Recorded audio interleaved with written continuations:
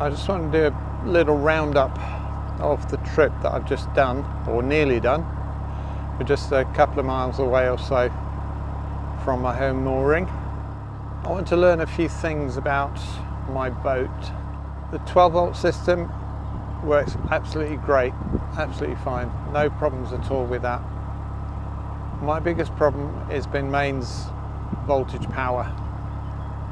There is none on this boat. Clearly I need a new inverter. I would love to upgrade my batteries to lithium ion.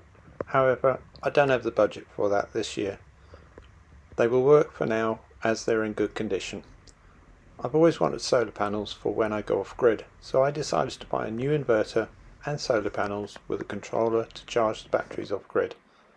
I chose the boat battery company to do the work for me and was so impressed with them I asked to visit them at their factory. They quickly agreed.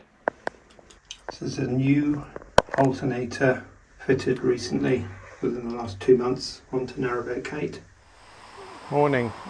I'm here to show you the guys who have installed my solar power, and just to be clear right from the start, I'm not sponsored by these guys. I've not got any discounts from them. I just love their product. So let me just show you what they look like here. I've just come up to their little factory that they've got. This is where they build everything from scratch, right from the cabinets through to the electrical bits. Just on the right we've got the display cabin, which they take to all the electrical shows, the vans they use to come along and fit all the equipment. And if we look to the right, you can see the Grand Union Canal. I'll just step down there, and what that basically means is you can bring your boat along, park it just there, and they can fit your solar panels. They can do all the electrical bits for your boat.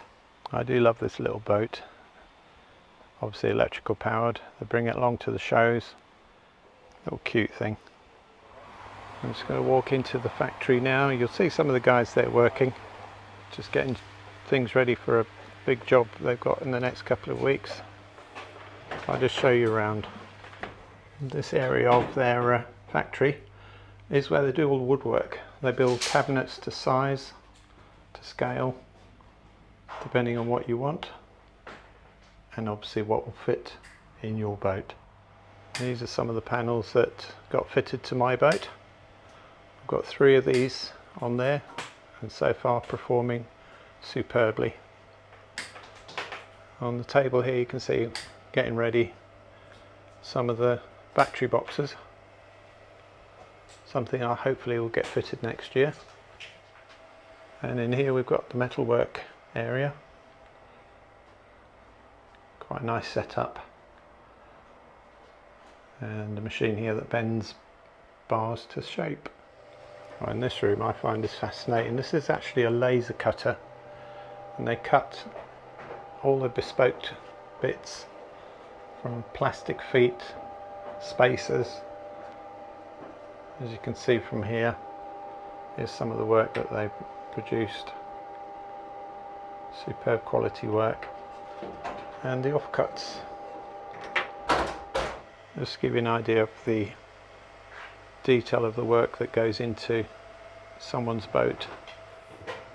All of these units are made bespoke, as you can see from this panel. Everything's labelled. These are actually laser cut. They can even put your boat name on that panel. And not to forget the coffee area. Always good to have good coffee available.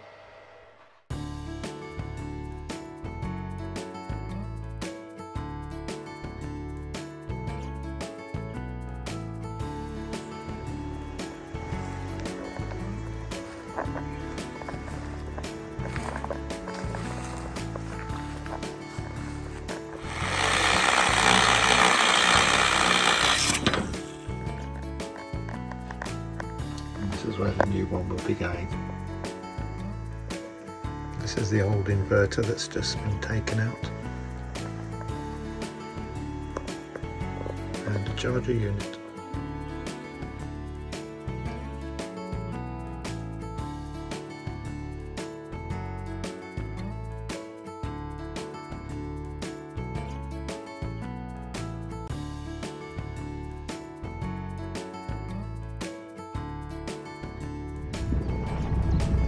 At this point of the video, this is where you get your canal cruising fix. This is some pictures from 2022 when my good friends Jan and Kelvin took me out for the day, and this is really the start of when I decided that I was going to buy a boat. It was a fantastic day and I really enjoyed myself, so thanks so much to Kelvin and Jan.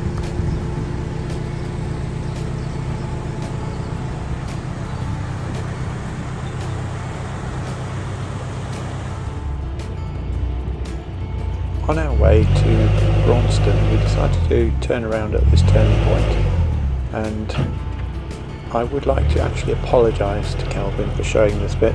We had a little, how can I say this, we had a little touch against the bank, and I have done this myself a few times since, so once again, sorry Kelvin.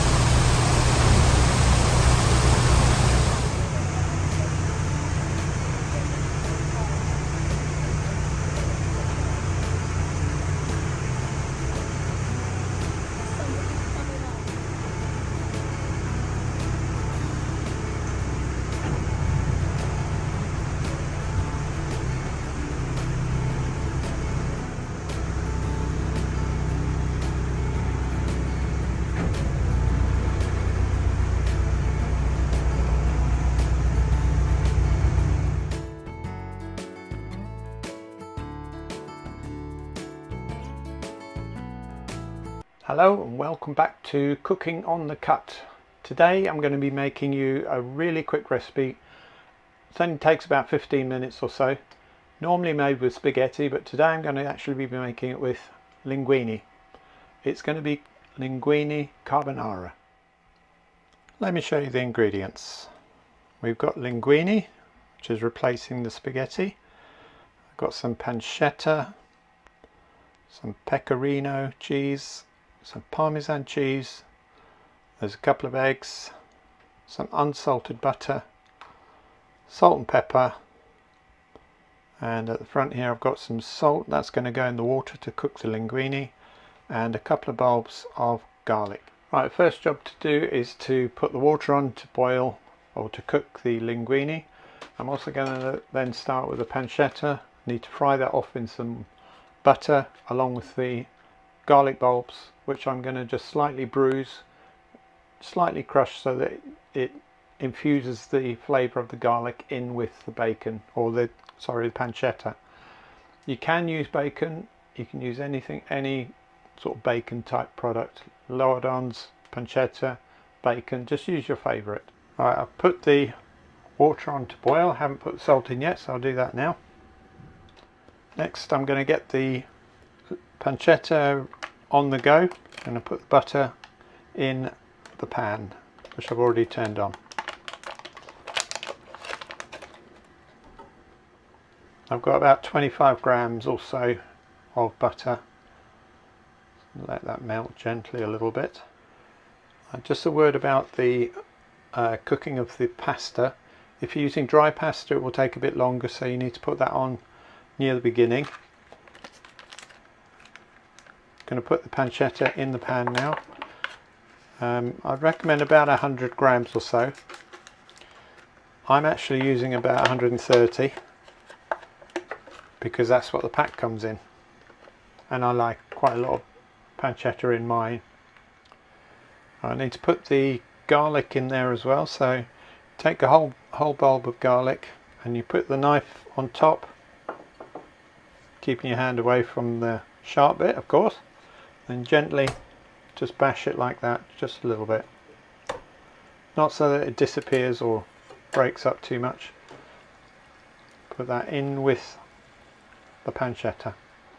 So the idea is to get the flavour of the garlic in with that.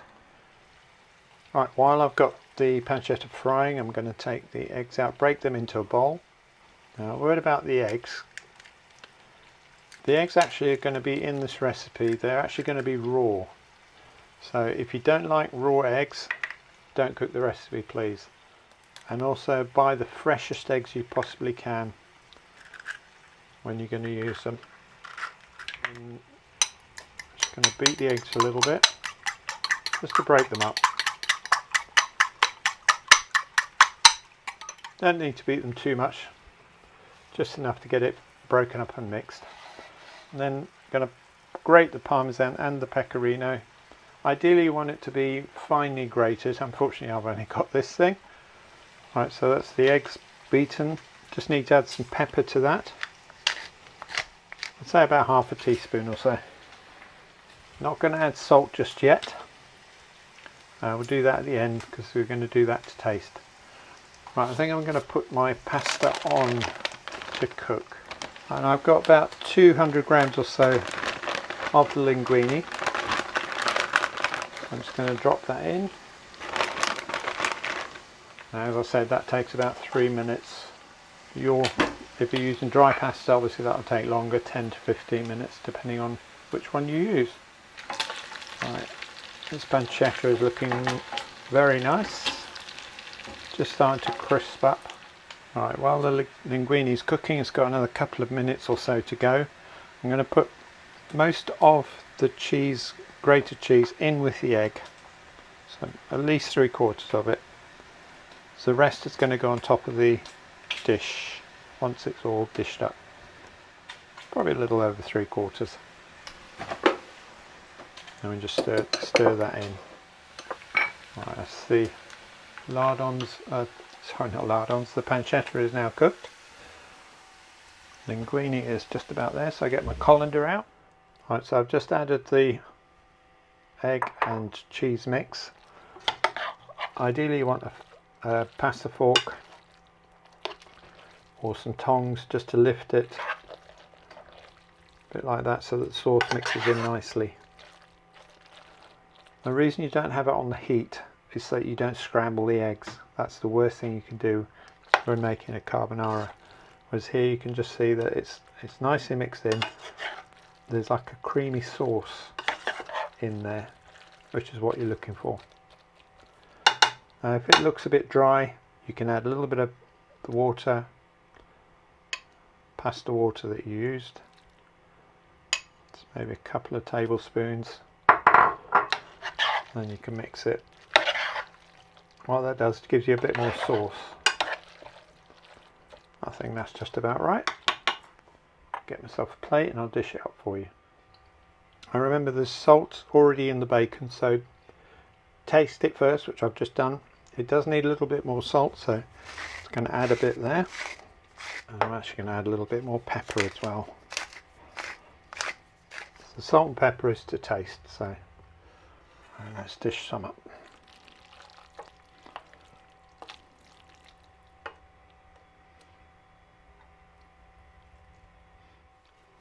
Usually the pancetta falls to the bottom, so you can just dig some up just to put it on top there. What I'm going to do is put some of the Pecorino Parmesan just on top. And there we have Linguine Carbonara. Enjoy!